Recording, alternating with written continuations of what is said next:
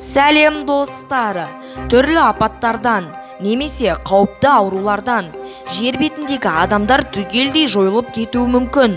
Біз бүгін сіздерге егер жер бетінен бүткіл адам баласы жойылып кетсе не болатынын айтатын боламыз.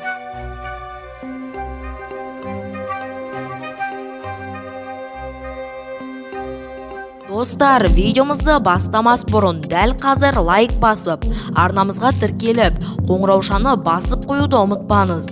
Ал ендеше біз видеомызды бастай берейік.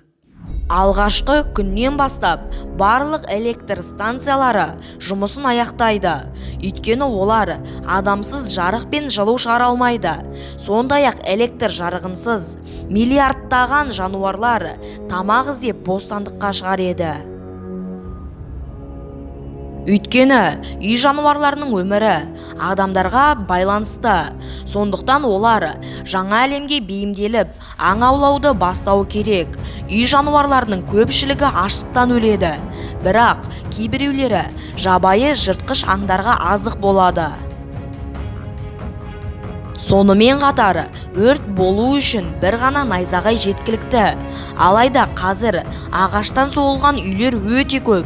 Егер оларға найзағай тисе, өрт сөндірушілерсіз қиын болар еді.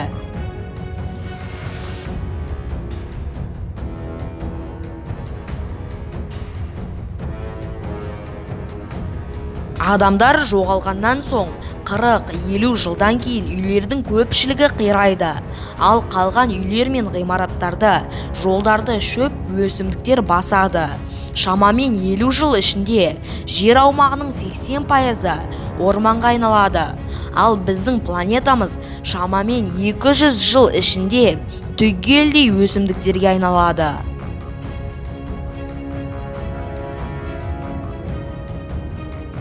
Адамдар жасаған барлық құрылымдар бірнеше мың жыл ішінде жер планетасынан мүлдем жоғалып кетеді. Және барлық 430-ға жуық атом электр станциялары жарылып кетеді. Бірақ бұл жарылыстардың салдары адамдар ойлағандай қорқынышты болмайды. Алайда осы жарылыстардың кесірінен адамдар ғана емес, миллиондаған жануарлар жойылар еді.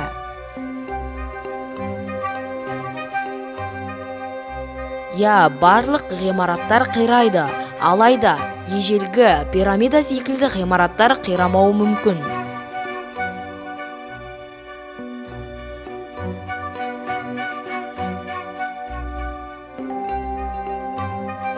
Біз жоғалғаннан кейін 2-3 аптадан кейін-ақ жердегі ауа әлде қайда таза болады.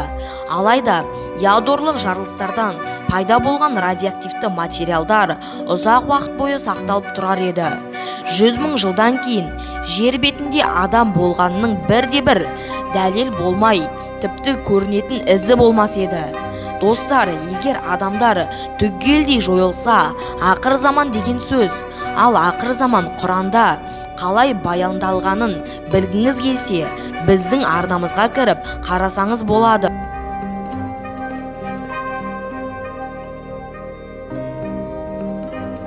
Достар, осымен біздің видеомыз аяқталды.